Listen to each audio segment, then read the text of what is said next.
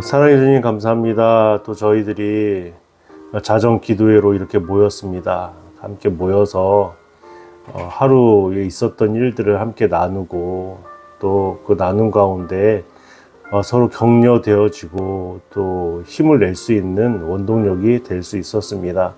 하나님, 이 시간에는 기도 후에 또 하나님께서 주시는 말씀을 함께 살피고 나누고 그 말씀 부여잡고 기도하기 원합니다. 하나님, 각 심령들에게 다 소망을 허락하여 주시고 하나님께서 주시는 위로와 섭리가 있게 하여 주셔서 이 시대를 살고 있을 때 하나님, 절망이란 늪에 빠지지 아니하고 소망의 하나님을 바라볼 수 있는 그런 은혜가 모두에게 임할 수 있는 그런 시간들과 삶이 될 수 있도록 주님께서 함께 해주시고 인도하여 주시옵소서.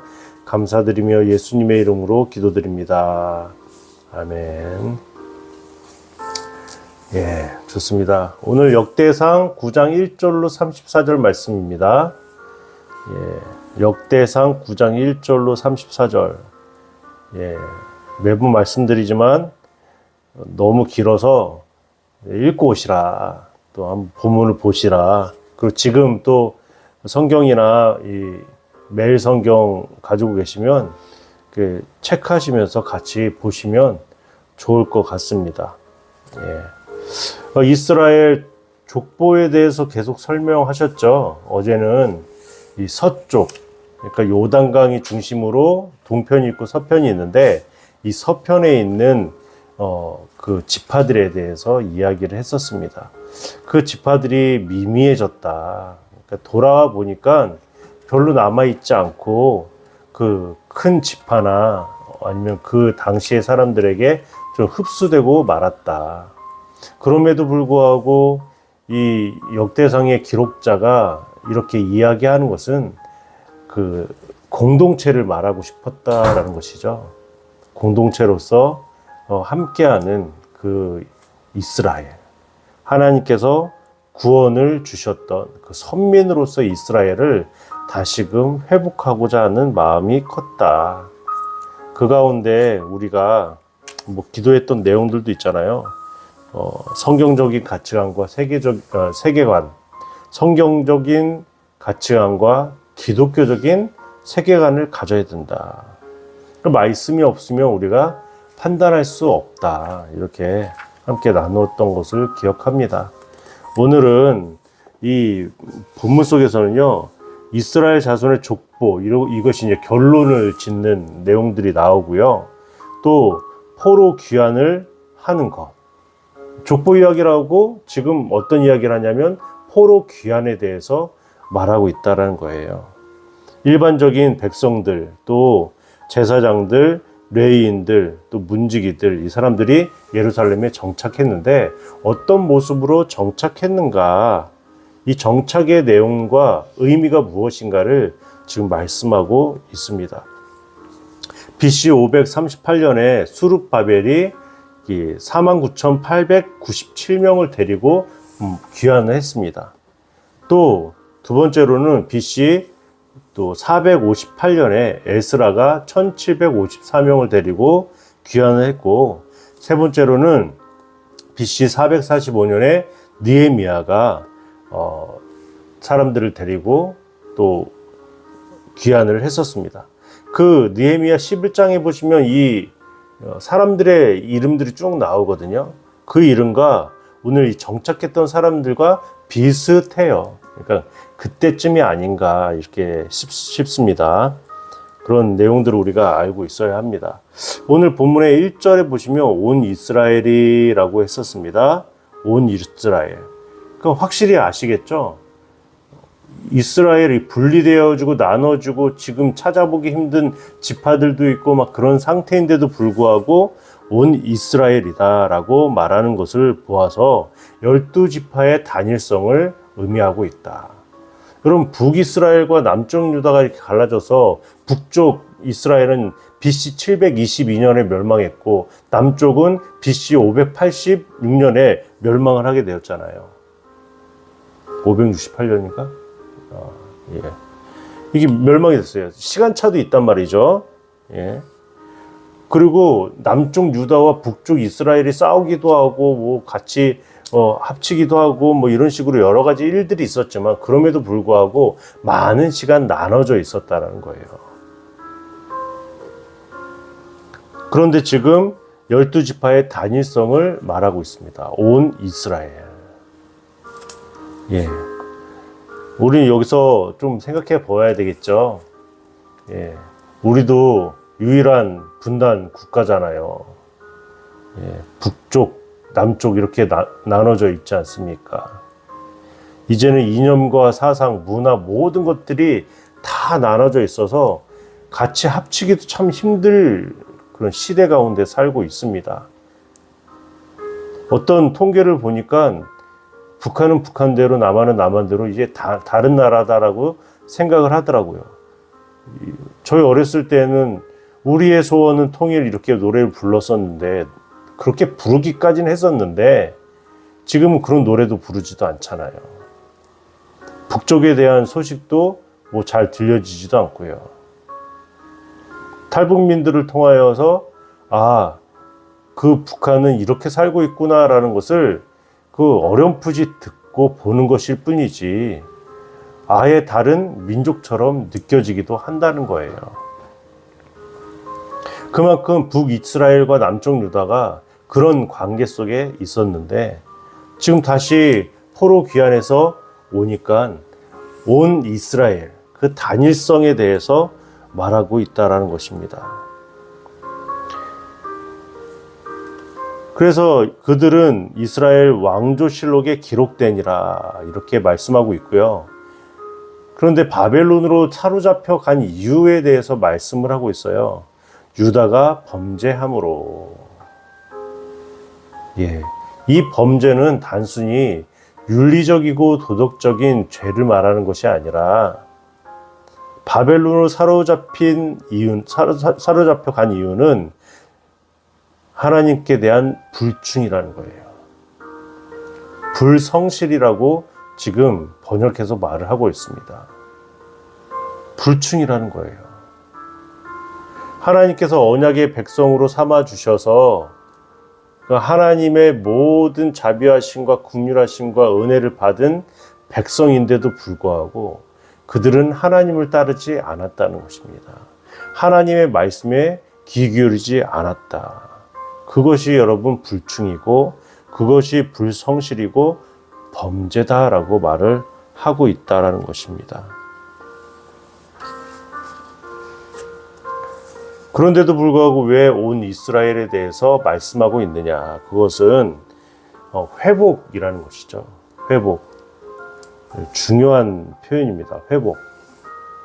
포로 이후 공동체는 단순히 유다와 베냐민 지파뿐만 아니라 온 이스라엘 후손이 함께 하는 회복의 공동체라고 여겼다는 거예요. 회복의 공동체. 그래서 이 저자는 이스라엘 역사를 기록할 때 유다와 베냐민 지파뿐만 아니라 온 이스라엘을 포함함으로써 포로기 이후의 회복이 특정 지파에 국한된 것이 아니라 하나님의 전체 백성이 함께 회복되어진다라는 것을 강조하고 있다는 것입니다. 회복을 강조하고 있다.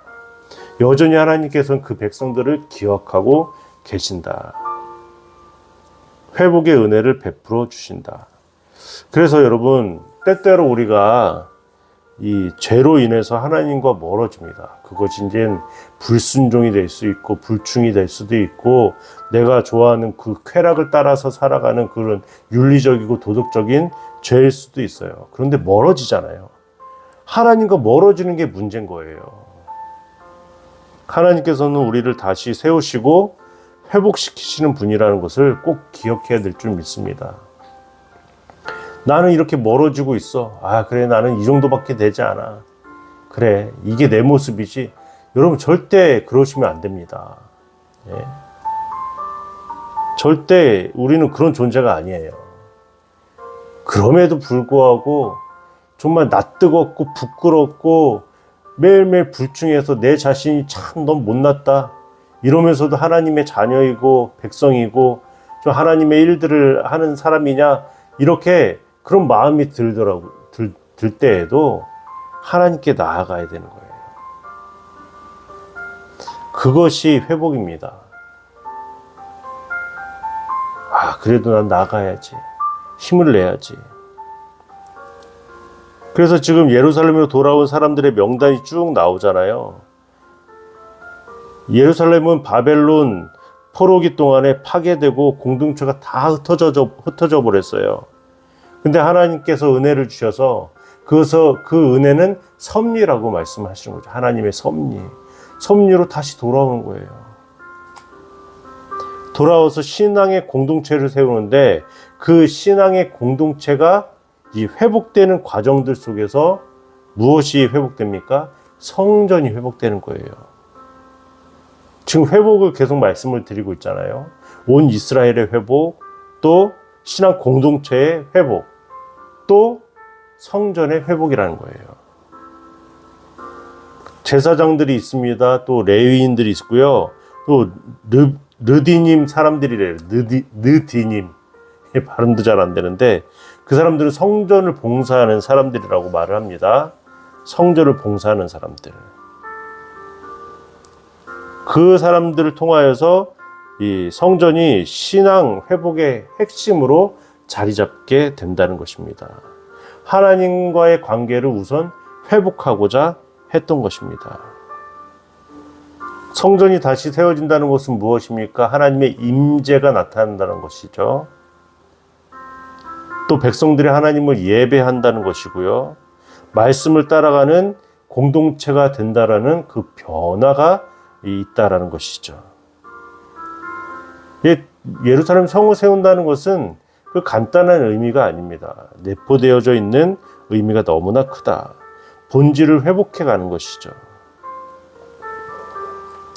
그래서 오늘은 이런 내용들입니다. 예루살렘 성을 건축한다. 그것은 회복이다. 이게 키워드가 될 수 있겠죠. 회복. 이 회복은 온 이스라엘의 회복이 있고요. 또 제가 뭐라고 말씀드렸습니까? 신앙 공동체의 회복, 또 성전의 회복이 있다. 그러니까 그렇게 회복되어지는 과정들 속에서 무엇을 중심으로 살아갈 것인가? 바로 이 성전 중심의 삶을 살아가게 된다는 것이죠. 지금 말하면 어떻게 말씀드릴 수 있을까요? 교회 중심으로 살아간다. 모든 우리의 삶의 패턴들이 이 교회를 중심으로 살아갈 수 있다. 그럴 때 가장 좋은 것 같아요. 막 우리의 삶이 엇나가지도 않고요. 교회 중심으로 신앙생활을 하는 거예요. 다시 말해서 예배, 또 말씀, 기도, 찬양 그 중심으로 우리의 삶이 진행되어질 때 자연스럽게 회복이 일어나는 것을 경험하게 된다는 것이죠. 바로 이 자정 기도에도 이 회복이라는 거예요. 회복.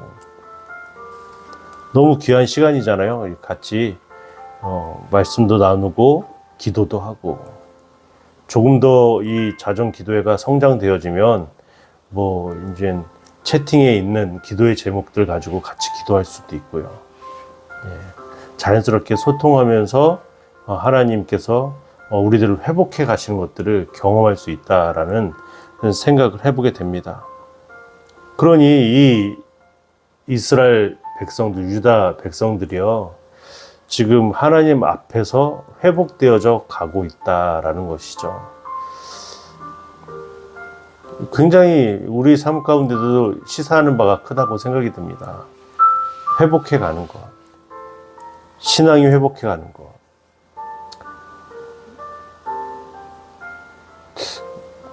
저도 이제 다이어트를 하고 그래야 되는데 지금까지 그냥 나의 몸을 그냥 버린 것처럼 살아왔는데 그것이 회복되어지는 과정들이 쉽겠습니까? 막 5kg, 10kg 한 번에 빠질 수 없잖아요. 원래 그 상태로 돌아가기 위해서는 여러 어려움들이 있어요. 먹는 것에 대한 것들도 있을 수 있고 또 하다가 지칠 수도 있고요. 그런데 회복이라는 것은 단번에 되지는 않지만 무엇을 중심으로 하느냐가 굉장히 중요한 겁니다. 내가 멋진 모습으로 바프를 찍겠다? 이런 것들이 목표가 될 수 있겠죠. 그러면 점점점 옛적의 모습으로 회복해 가는 것. 그런데 우리는 회복해야 될 이유가 무엇이 있냐라는 것이죠. 왜 회복돼야 되느냐? 우리는 하나님의 형상으로 지은 바 된 존재이기 때문에 하나님을 닮아가야 되는 것이죠. 지금의 모습은 여러분 하나님을 닮았다 이렇게 말할 수 없죠. 그러니까 하나님께서 인간의 몸으로 있고 계신 분이 아니잖아요. 하나님은 영이시니 예배하는 자가 영과 진리로 예배할지니라. 그런데 하나님께서는 우리들에게 자기의 모양과 형상대로 지었다라고 하셨거든요. 그만큼 이건 육체적이고 보여지는 부분이 아니라 이 존재 자체를 말씀하고 있다라는 것이겠죠. 회복해 가는 과정들이 쉽지 않은데 여러분 우리는 어쩔 때 보면은 이것을 너무 쉽게 생각할 때가 있습니다. 회복해서 한 번에 막 변화되고 비포, 애프터 이렇게 있는 것처럼 한 번에 변화되는 그런 것들을 기대할 때가 많이 있죠. 근데 이들이 이 신앙의 공동체로서 다시 한번 회복되어져 가는 과정들 속에서 이 예루살렘 성전 중심으로 바뀌어지는 삶을 살았다는 것입니다. 무엇 중심으로요? 예루살렘 성전. 예루살렘 성전은 무슨 의미를 가지고 있습니까? 하나님의 임재. 하나님의 임재는요, 말씀이잖아요. 말씀. 그러니까 우리는 말씀 중심으로 살아갈 때 비로소 회복이라는 것을 경험할 수 있다라는 것입니다. 시간이 걸릴 수 있습니다. 더 많은, 내가 생각한 것보다 더 많은 시간이 소요될 수도 있어요. 그런데 여러분, 회복할 수 있다 그러는데, 난 못하겠어. 이런 사람이 있을까요? 없을 것 같아요. 회복할 수 있다라는데.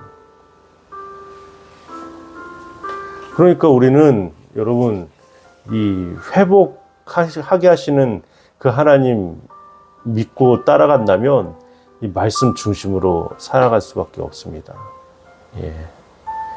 꼭 말씀 중심으로 사셔야 돼요. 다른 거 막 신비로운 거 있잖아요. 기적적인 거 그런 거 바라지 마시고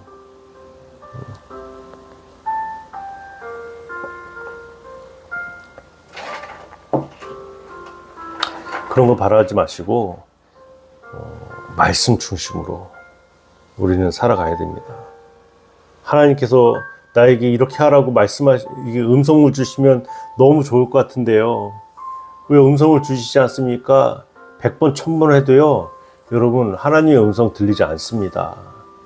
엘리야에게 그 호렙산에서 세미한 음성으로 들려주시지 않았습니까? 여러분, 그때하고는 다릅니다. 왜 다릅니까? 하나님은 그 구약의 하나님, 신약의 하나님, 지금도 하나님은 동일하시고 살아서 역사하시는 분이신데요. 그랬으면 예수님께서요, 이 땅에 인간의 몸을 입고 오시지도 않습니다. 말씀이신 그분이 오셨잖아요. 말씀이 실체가 되어서 오신 거예요. 그래도 믿지 않겠냐는 것이죠. 그만큼 우리는 연약한 존재라는 것이죠. 하나님께서 우리들에게 그 말씀을 주셨기 때문에 말씀을 붙잡고 살아갈 때 회복이 있게 된다는 사실을 기억하시길 부탁을 드립니다.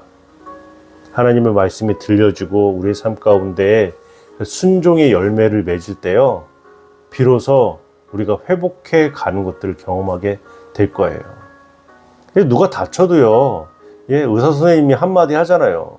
좀 그것도 사실 잘 이해를 못하겠지만, 제가 의학적인 용어들이나 그 상태를 모르니까, 12주 나왔습니다. 뭐야, 12주? 뭔데 12주가 나와요? 의사 선생님이 한마디 그거 진료하고 진찰하셔서 이렇게 하신 거 아니에요. 그걸 정말 신뢰할 수 있습니까? 우린 신뢰하잖아요, 여러분. 신뢰해요. 사람마다 다를 텐데 어떤 사람은 12주라고 했고 더 걸리는 사람이 있고요. 어떤 사람은 적게 걸리는 사람도 있고 그렇잖아요.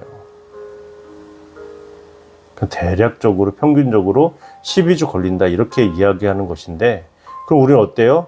아니에요. 4주면 나을 거예요. 이런 사람 없다고요. 12주를 철저하게 일주일에 한 번씩 아니면 병원에 입원해서든지 이 과정들, 회복해 가는 과정들을 겪는다는 거예요. 하물며 여러분, 우리의 신앙이 지금 바닥에 있다. 정말 하나님과 멀리 이렇게 있다라고 했었을 때 한 번에 회복할 수 있다? 이거 욕심 아닐까요? 그렇게도 하실 수 있는 분이시지만 하나님께서 다시금 회복을 말씀하시고 이거 너희들의 범죄함 때문이라고 말했던 그 불충함들이 다시 순종함으로 바뀌어질 때까지는 말씀을 붙잡고 살아가는 그 회복의 시간들이 있을 거라고요. 어떤 사람은 1년이 걸릴 수도 있고요. 어떤 사람은 진짜 12주가 걸릴 수도 있고요. 왜 이런 노력을 안 하냐는 거죠. 똑같은 말을 계속하고 있나 내가? 그래도 뭐 우리 함께 나눠야 되니까요. 예. 그렇다면 여러분이 할 수 없으면 여러 가지 방법을 좀 하셔야 돼요. 이렇게 매일 성경이든지 시작할 수 있는 것부터 시작을 하셔도 좋고 또 각자 교회에서 하고 있는 성경 프로그램들이 있으면 그런 것도 좋고요. 또 유튜브에도 많이 나와 있더라고요. 그 성도님들을 위한 어떤 개설된 그 프로그램들이요. 제자 훈련 학교 이런 것도 괜찮을 수 있고요. 말씀을 많이 접할 수 있는 것. 우선 나는 그냥 통독을 하겠다라고 하면 통독을 시작해 보시는 것도 좋고요. 이 이스라엘 백성들, 이 유다 민족들 회복을 말씀하고 있는 것처럼 우리 삶도 회복을 해야 된다. 말씀 중심으로 회복해 나갈 수 있는 그런 존재가 되어야 된다. 그렇게 살아갔으면 좋겠습니다. 예. 우리의 신앙이 계속 하나님께서 나를 이끌어 주십시오. 내가 저 멀리 가면 나를 끌어서 이렇게 막 끌어서 예수님 앞으로 딱 오게 해주십시오. 이러지 말고요. 이제는 우리가 정말 하나님과 멀어졌다고 느낄 그때가 있잖아요. 아, 내가 왜 여기 와 있지? 내가 있어야 될 것이 아닌데 나의 자리는 그 하나님 앞 코람 대오의 자리인데 왜 난 여기 있을까? 그렇다면 가야죠. 예루살렘 성전으로 가야죠. 다시 시작해야 되잖아요. 그것이 여러분 회복인 줄 믿습니다. 예, 좋습니다. 저도 이렇게 말하면서 도전이 많이 됩니다. 예. 하나님께서 회복해 주시는 그 은혜가 저와 여러분의 삶에 좀 가득 넘쳤으면 좋겠습니다. 우리 기도하시죠. 예, 오늘 주셨던 말씀들 각자가 좀 다를 수도 있겠지만 하나님께서 이 회복을 명하시고 하나님의 섭리를 보여주신다. 이거는 모두에게 동일한 거잖아요. 그래서 하나님 우리의 삶을 회복시켜 주시옵소서. 내가 정말 주님 앞에 간절함으로 말씀 붙잡고 말씀 중심으로의 삶을 살겠습니다. 의사들이 말하는 그 몇 주 나왔다는 그 진단서 보고도 믿고 회복을 하고 있는데 우리들은 우리를 창조하시고 우리를 거룩해 하시는 그 하나님께서 우리를 붙잡고 계시고 회복을 명하셨는데 우린 믿지 않고 멀리 그렇게 있다라는 것은 말도 안 됩니다. 주님 도와주시옵소서라고 함께 기도하도록 하겠습니다.